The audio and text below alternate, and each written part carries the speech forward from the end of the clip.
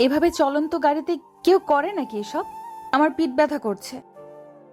ব্যথা তো সামান্য করবেই, চলন্ত গাড়ি আর লাফালাফি হচ্ছে, ব্যথা হওয়াই স্বাভাবিক। আমি কোনোদিনও এভাবে করিনি। কত রিস্ক জানো এভাবে করলে? কিছু করার নেই, আপাতত এভাবে এনজয় করো। গাড়িতে করেও অনেক মজা পাওয়া যায়। আরে কোথায় কেটে যেতে পারে। উফ, দিলে তো আবার জোরে ধাক্কাটা। এইভাবে এত জোরে জোরে ধাক্কা দিচ্ছ কেন? আরে গাড়িটা এভাবে লাফাচ্ছে, ধাক্কা লেগে গেছে, সরি। ব্যথা পেয়ে তো। পুরোটা ঢুকে গেছে ভেতরে। ইস, ব্যথা করছে। দেখি দেখি, আহারে খুব কষ্ট হচ্ছে মীরা। তাহলে কষ্ট হবে না? দেখো রক্ত বের হচ্ছে। মীরা, জায়গাটাতে কিছু দেওয়া লাগবে, না হলে ইনফেকশনের ভয় থাকবে। ইনফেকশন জং ধরা পুরনো লোহা থেকে হয়। এই সেপটিফিন দিয়ে কিসের ইনফেকশন হবে? তবুও রিস্ক নেওয়া উচিত না। তুমি ওই পাশে গিয়ে বসো, ওদের নাচতে দাও। সাব্বির একথা বলে ফার্স্ট এইড বক্স থেকে ঔষধ বের করে লাগিয়ে দিল মীরার হাতে। হানিমুনে যাব ভাবলাম নিরিবিলি কোথাও, তুমি বন্ধু বান্ধবদের সাথে যেন ট্যুরে এসেছো। কয়েক মাস আগে। এই দোস্ত দেখ, মেয়েটা জোস। কলেজে এত সুন্দর মেয়ে আছে, জানলে কবে কলেজে চলে আসতাম।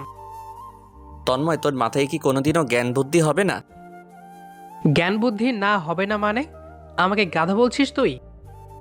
তুই তো গাধাই একটা, না হলে তোকে এসএসসি পাস না করেই কলেজে উঠতে দেবে কে?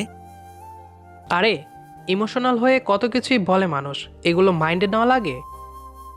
আচ্ছা বাদ দে, আর কতক্ষণ এখানে বসে থাকবি? আর 5 মিনিট। মেয়েগুলো দেখতে দে ভালো করে। কত ওয়াও চারিদিকে। এর মধ্যে যে কোনো একটাকে পটাতে পারলেও জীবনে আর কোনো দুঃখ থাকবে না। নিব্বারে, এগুলো সব প্যারা। টাকা, সময়, মান সম্মান, পরিশ্রম সব দিয়েও এদের মন পাওয়া যায় না। খালি টাকা ভাঙলেই যদি ভালোবাসা পাওয়া যেত, তাহলে কোনো ধনী লোক ছ্যাঁকা খেত না। ভালোবাসা দিয়ে মেয়েদের মন জয় করে নিতে হয় পাগলা। তুই জয় কর, আমি ক্লাসে গেলাম। সাব্বির তন্ময়কে বিদায় জানিয়ে ক্লাসের উদ্দেশ্যে হাঁটছিল। তখনই কলেজের বারান্দায় একটা আংটি পরে থাকতে দেখে। আংটিটা কোনো মেয়ের হবে হয়তো, তাই তুলে নিয়ে ক্লাসে গেল। ক্লাসের সব মেয়ে আর মেয়ে ছেলে কম। ক্লাসের সব মেয়ে আর মেয়ে ছেলে কম। কলেজটাকে মহিলা কলেজ বললে ভুল হবে না। ক্লাসে ঢুকতেই দেখলাম একটা মেয়ে চেঁচাচ্ছে। আমার আংটিটা দেখেছো কেউ? খুব এক্সপেন্সিভ। সবাই মাথা দোলাচ্ছে যে দেখেনি। আংটিটা কেউ পেয়ে থাকলে প্লিজ দিয়ে দাও। আমার আম্মু গিফট করেছিল আমাকে আংটিটা। সাব্বির দাঁড়িয়ে দাঁড়িয়ে সবটা শুনছিল, আর মীরার থেকে এগুলো শুনে সে ভাবল যে আংটিটা তোর পকেটে। হ্যালো, আপনার আংটি হারিয়েছে? ইয়েস, আমারই আংটি। আংটিটার বর্ণনা বলেন। আমি একটা আংটি পেয়েছি, এটা আপনার হলে আপনাকে দিয়ে দিব। লাল রঙের একটা ডায়মন্ড বসানো আর সাপের ডিজাইন করা। সাব্বির পকেট থেকে আংটিটা বের করে দেখল যে হ্যাঁ, বর্ণনা মিলেছে। এই নিন আপনার আংটি। আর এত কেয়ারলেস কেন যে আংটি হারিয়ে ফেলেন? আমি ইচ্ছে করে হারিয়েছি নাকি? আর আপনি তো আংটিটা আমাকে না দিলেও পারতেন। এত এক্সপেন্সিভ ডায়মন্ড রিং। খুচরা 2-5 টাকার লোভ করি না আমি। আর আপনার এই সস্তা আংটিতে আমার কোনো ইন্টারেস্ট নেই। হোয়াট? এটা সস্তা? এটা কিভাবে সস্তা? এটার দাম 8 লাখ টাকা। আর 8 লাখ টাকা আপনার কাছে খুচরো টাকা? 8 লাখ হোক বা 80 লাখ, আর আপনার সাথে তর্ক করার কোনো ইচ্ছা নাই আমার। আপনার আংটি রাখেন, আর আমিও ক্লাসে যাই। কিউ? 80 লাখ টাকা একসাথে দেখেছো কোনোদিন? না, দেখিনি। আমি তো ফইন্নির বাচ্চা। এত টাকা আমার বাপ দাদা 14 পুরুষ কখনো দেখে নাই। এর থেকে বেশি দেখেছি। চাপাবাজ ছেলে। টাকা কি গাছে ধরে নাকি? কামাতে হয়। তোমার পোশাক আশাক দেখে তো মনে হয় না যে এত টাকা কোনোদিনও দেখেছো। যাই হোক, আংটিটা ফিরিয়ে দিয়েছো সেজন্য ধন্যবাদ। আমার কারোর ধন্যবাদের প্রয়োজন নেই। আপনার ধন্যবাদ আপনার কাছেই রাখেন। ভাব কত! ভাব দেখলে গা জ্বলে যায়। সাব্বিরের সাথে মীরা তর্কাতর্কি করে বেঞ্চে গিয়ে বসে পড়ল। আর তখনই আমাদের আর এক হিরো তন্ময় এক মেয়ের পিছু পিছু ক্লাসে ঢুকলো। কিরে, তোর এখন আসার সময় হলো? এক মেয়ের সাথে তো রীতিমতো ঝগড়া লেগে গিয়েছিল। তুই শালা কোনো মানুষই না। মেয়েদের সাথে কেউ ঝগড়া করে? মেয়েরা হলো নিষ্পাপ জীব, এদেরকে ভালোবাসা লাগে। এদের সাথে ঝগড়া করা বা মারামারি করা এগুলো ঠিক না। তুই তো মেয়েদের জন্যও আমাকে খুন করতে দ্বিধাবোধ করবি না। আরে শালা, আমি এতটাও খারাপ না। এবার বল কি হয়েছে কোন মেয়ের সাথে? কার এত বড় সাহস? ওই যে ওই মেয়ে একটা 2 টাকা দামের আংটি এনে বলে আমি নাকি ওগুলো জীবনেও চোখে দেখিনি। কোন সে মেয়ে? আমাকে খালি একবার দেখা। আজকে ওর একদিন কি আমার একদিন। ওই যে নীল শার্ট আর জিন্স পরা মেয়েটা, ওইটা। বন্ধু, কি দেখালি আমায়? এটা কি মেয়ে না পরি রে? এই মেয়ের সাথে তুই ঝগড়া করতে পারলি? তোর কি হৃদয় বলে কিছু আছে? জানতাম আমি তুই মেয়ে দেখলে বন্ধু ভুলে যাস। যা এবার ওই পরীর সাথে মিলে রোমান্স কর, আমার থেকে দূরে সর। আরে বন্ধু, রাগ করিস কেন? আমি ওইভাবে বলছি। আজকে ছুটির সময় ওই মেয়েকে ধরবো। না, দরকার নেই। মেয়ে মানুষ দরকার নেই, পরে মান সম্মানের ব্যাপার। তবুও বন্ধু, কিছু বলার দরকার আছে তো। না, বাদ দে। আচ্ছা বন্ধু, তুই বাড়িতে যাবি কবে বলতো? আমুর রাগ ভাঙুক আগে, এখন গেলে পিটাবে। কেন, আমি থাকলে তোর কি সমস্যা? আমার কোনো সমস্যা নাই। জানি আমি, আমার জন্য সিগারেট খেতে পারিস না। আরে না বন্ধু, আমি সিগারেট খাওয়ার জন্য বলিনি। আমি কি আর ইচ্ছে করে এখানে পড়ে আছি? তোর পুরনো জামা কাপড় গায়ে দিয়ে ঘুরি, সময় হলে চলে যাব। কলেজ ছুটি হলে মীরা আগেই গেটে গিয়ে দাঁড়িয়ে থাকে। সাব্বির আর তন্ময় বেরিয়ে হেঁটে হেঁটে চলে যেতে লাগলো। মীরা গাড়িতে উঠে ওদের সামনে গিয়ে গাড়ি ব্রেক করলো। কি হিরোরা বাইক নেই বা গাড়ি নেই, হেঁটে যাচ্ছ কেন? আমার গাড়িতে আসো। আপনার সস্তা গাড়িতে উঠি না আমি, আপনিই যান। হুম, আর কিছু আছে আর না আছে, ভাব আছে অনেক, ভাঙবে তো মচকাবে না। হুম, যা মনে করেন। এবার আল্লাহর ওয়াস্তে যান এখান থেকে। চলে যাচ্ছি, 80 লাখ টাকা, তুমি হেঁটে যাও। ও ম্যাডাম, আপনার গাড়ি ওর বাড়ির চাকররাও চালায় না। ভাঙা একটা গাড়ি ভাব কত। হুম, চাপাবাজ পোলাপান, চাপা না থাকলে আর বললাম না। মীরা গাড়ি চালিয়ে চলে গেল ধুলো উড়িয়ে। বন্ধু, এগুলা ঠিক না। আজকে এভাবে তোকে অপমান করলো। আর ব্যাপার না, ওর লেভেল নাই আমার সাথে কথা বলার, ওকে বলতে দে। কথায় আছে না, সিংহ গর্তে পড়লে চামচিকাতেও লাথি মারে। ওরে একদিন বোঝাবো মজা। পরের দিন কলেজের গেটে বসে চা খাচ্ছে সাব্বির, আর এইদিকে মিম গাড়ি নিয়ে ঢুকছে। রাস্তার পাশে 2টা ভিক্ষুককে কয়েক শত টাকা দিল মীরা। সাব্বির ব্যাপারটা লক্ষ্য করলো আর হালকা হাসলো। মীরা গাড়ি থেকে নেমে সাব্বিরের দিকে এগিয়ে এলো। মিস্টার 80 লাখ, কি অবস্থা?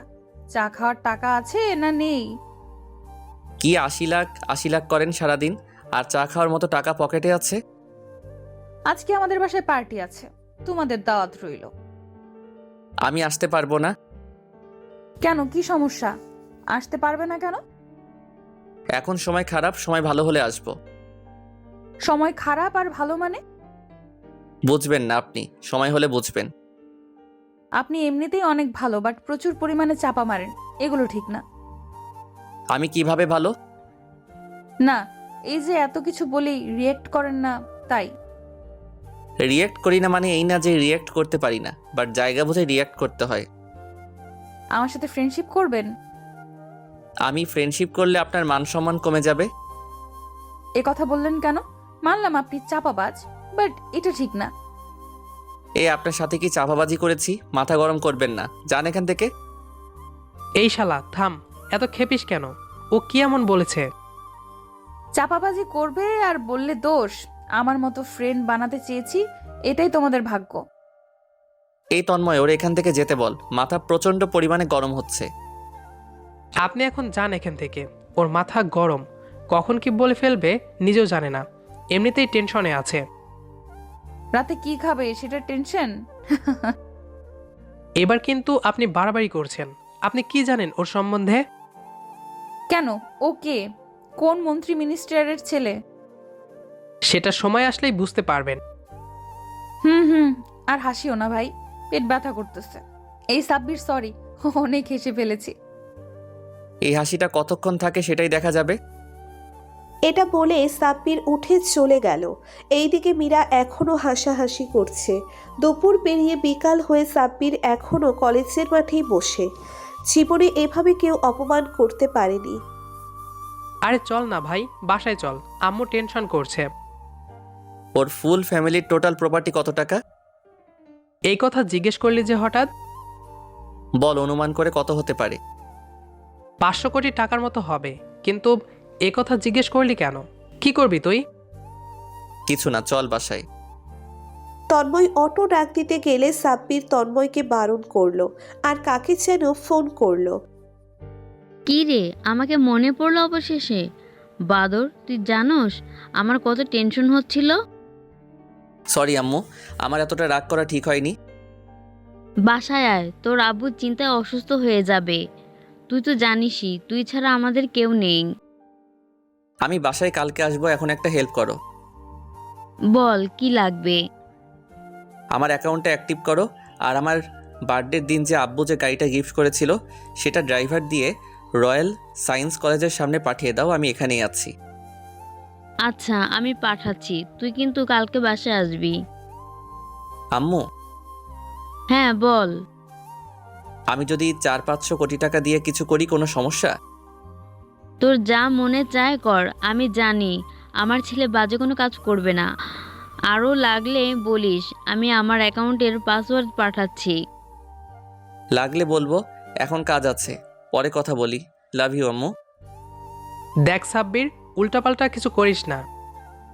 ওর টাকার গরম বের করছি।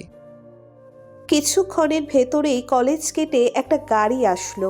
সাব্বির গাড়িতে উঠে বসলো, সাথে তন্ময়। শপিং মলে গিয়ে ড্রেস চেঞ্জ করলো, তন্ময়কে একটা গাড়ি কিনে দিল। সন্ধ্যাবেলা পার্টি চলছে মীরাদের বাংলো বাড়িতে।